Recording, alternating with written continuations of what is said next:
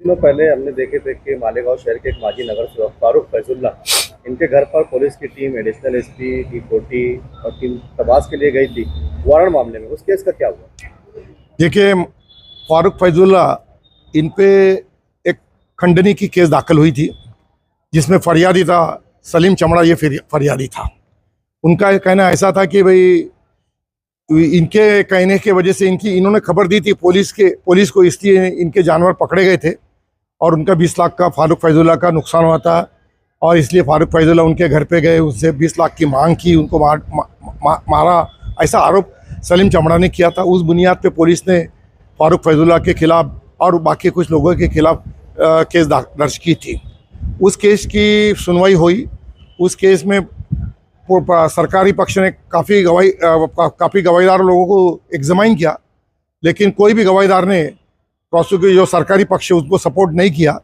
इसलिए उनकी वो केस में से वो निर्दोष बरी हो गए, फारूक फैजुल्ला और सब। उसमें ऐसा हो गया था कि देखिए कि 437A का कॉम्प्लायंस करने के लिए कोर्ट ने आदेश किया था। 437A का मतलब ऐसा होता है कि अगर सरकार पक्ष अगर वरिष्ठ कोर्ट में अपील करता है तो वरिष्ठ कोर्ट में हाजिर रहने के लिए जमानत देना पड़ती है। इसलिए वो उनके खिलाफ उस टाइम उनके जमानतदार हाजिर नहीं थे फारूक फैजुल्ला की, इसलिए कोर्ट ने वारंट निकाल दिया था। बाद में फारूक फैजुल्ला ने वारंट कैंसिल करने का अर्जी दिया, वारंट कैंसिल हो गया और जमानत 437A की पूर्तता कर दी है कि अगर केस खत्म हो गया या अभी चल रहा है? केस पूरी तरह से खत्म हो गया हो, कोई केस बचा नहीं, उसमें तो उनकी निर्दोष मुक्तता होगी।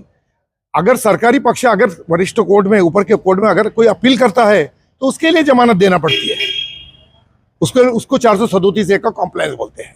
तो ये केस का इतना हार्ड था कि वारंट पर एडिशनल एसपी और डीवाईएसपी और एक पूरी टीम मतलब जाती है। देखिए, उसमें उस दिन 11 जमानतदार थे इनके, क्योंकि इनके इसमें आरोपी काफ़ी थे, तो हर एक का अलग अलग जमानत देना था।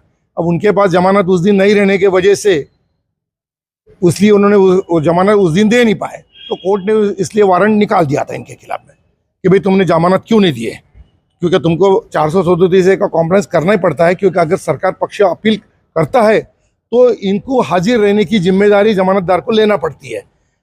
लेकिन इनके 11 जमानतदार हाजिर नहीं रह पाए उस दिन, इसलिए कोर्ट ने इनके खिलाफ वारंट निकाल दिया था। इसलिए वारंट निकालने की वजह से फिर पुलिस डिपार्टमेंट उनके घर पे वगैरह गई थी।